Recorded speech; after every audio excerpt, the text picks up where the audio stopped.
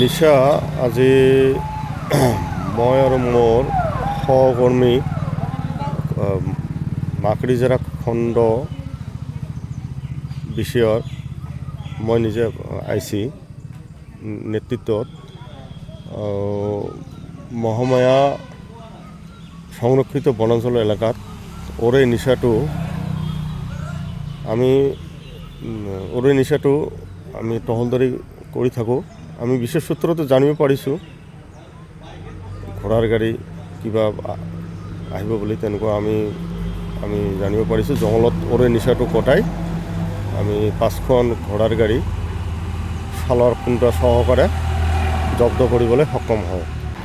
কাঠখিনিৰ আনুমানিক মূল্য প্ৰায় 1.5 লাখ টকামান হ'ব। মেচুৱেট কাঠখিনি মানুহ আমি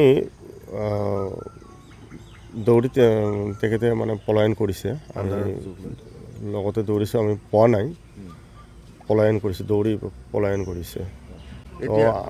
এতিয়া আমাৰ কথা হ'ল, আমাৰ মহামায়া আৰএফ সংৰক্ষিত বনাঞ্চল এলেকাত আমাৰ অভিযান আমাৰ চলি থাকিব। এইবিলাকত আমি কোনোদিনো আপোচ নকৰোঁ। কঠোৰভাৱে আমি অভিযান চলি থাকিব আৰু তেনেকুৱা মানুহ পালে আমি আইনী ব্যৱস্থা ল'বলৈ আমি বাধ্য হ'ম। ঘোঁৰা 5খন ঘোঁৰাৰ গাড়ী খুন্দা সহকাৰে মই খৰাঘাট বনাঞ্চলিক বিষয়াৰ